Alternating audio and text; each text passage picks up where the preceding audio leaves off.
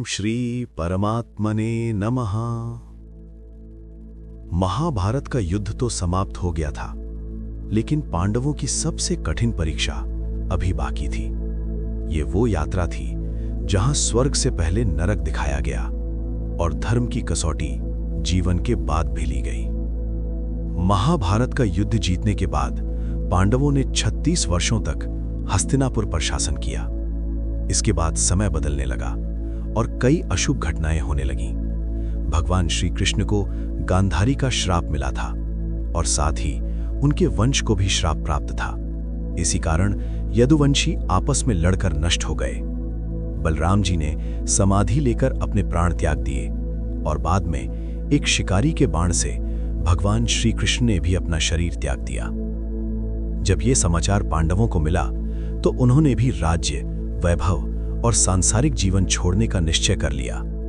उन्होंने द्रौपदी सहित सशरीर स्वर्ग जाने की यात्रा शुरू करने का निर्णय लिया। स्वर्ग यात्रा पर निकलने से पहले युधिष्ठिर ने युयुत्सु को बुलाकर राज्य की जिम्मेदारी सौंप दी और अभिमन्यु के पुत्र परीक्षित का राज्याभिषेक किया। इसके बाद पांडव और द्रौपदी ने साधुओं जैसे वस्त्र पहन लिए और उत्तर दिशा की ओर यात्रा प्रारंभ कर दी। हस्तिनापुर से निकलने के बाद एक कुत्ता भी उनके पीछे पीछे चलने लगा। अर्जुन, भीम, नकुल और सहदेव को यह देखकर आश्चर्य हुआ। तब युधिष्ठिर ने कहा कि ये उनका स्वामी भक्त कुत्ता है। फिर सभी पांडव द्रौपदी के साथ अनेक तीर्थों, नदियों और समुद्रों की यात्रा करते हुए आगे बढ़ते गए। यात्रा के दौरान अर्जुन अभी भी अपने गांडीव धनुष और अक्षय तरकश का मोह नहीं छोड़ पाए थे। जब वे लाल सागर के पास पहुंचे तो अग्निदेव प्रकट हुए और अर्जुन से उन अस्त्रों का त्याग करने को कहा। विवश होकर अर्जुन को उन्हें त्यागना पड़ा। इसके बाद पांडव उत्तर दिशा की ओर बढ़े और हिमालय पहुंचे।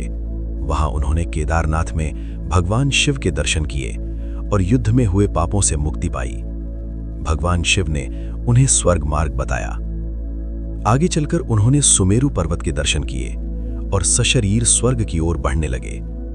इसी बीच देवराज इंद्र प्रकट हुए और बोले कि वे उन्हें लेने आए हैं, लेकिन युधिष्ठिर ने कहा कि वे अपने बल से स्वर्ग जाना चाहते हैं। ये सुनकर इंद्र प्रसन्न हुए और चले गए। कुछ दूर जाने पर द्रौपदी सबसे पहले गिर पड़ी। भीम ने कारण पूछा तो युधिष्ठिर ने बताया कि द्रौपदी अर्जुन से अधिक प्रेम करती थी, इसलिए उनका पतन हुआ। फिर सहदेव गिरे क्योंकि उन्हें अपने ज्ञान का अभिमान था। इसके बाद नकुल गिरे क्योंकि उन्हें अपने रूप का घमंड था। फिर अर्जुन गिरे क्योंकि उन्हें अपने पराक्रम पर अत्यधिक अभिमान था।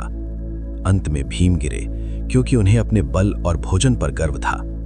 अब केवल युधिष्ठिर और वो कुत्ता आगे बढ़ते रहे। स्वर्ग के द्वार पर पहुंचने पर धर्मराज ने कहा कि कुत्ते को प्रवेश नहीं मिल सकता। युधिष्ठिर ने कुत्ते को छोड़ने से इनकार कर दिया। तभी वो कुत्ता अपने वास्तविक रूप में प्रकट हुआ।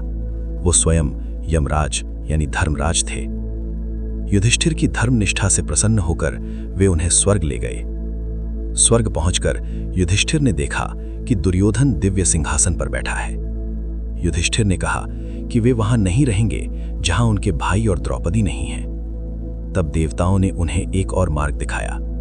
वो मार्ग नरक जैसा भयानक था, जहां अंधकार, दुर्गंध और पीड़ा थी। वहीं युधिष्ठिर को अपने भाइयों और द्रौपदी की आवाजें सुनाई दी। उन्होंने वहीं रुकने का निश्चय किया। तभी देवताओं ने प्रकट होकर बताया कि ये सब एक परीक्षा थी। युधिष्ठिर को थोड़े समय के लिए नरक के दर्शन इसलिए कराए गए थे क्योंकि उन्होंने युद्ध के समय अश्वत्थामा की मृत्यु का आधा सत्य कहा था। इसके बाद युधिष्ठिर ने गंगा में स्नान किया, जिससे उनका मानव शरीर दिव्य शरीर में बदल गया। फिर वे स्वर्ग पहुंचे, जहां उन्होंने अपने सभी भाइयों, द्रौपदी और भगवान श्री कृष्ण के दर्शन किए। सभी अपने दिव्य स्वरूप में आनंदपूर्वक विराजमान थे।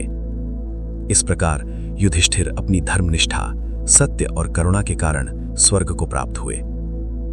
आशा है आपको महाभारत की ये कथा पसंद आई होगी। ओम श्री परमात्मने नमः।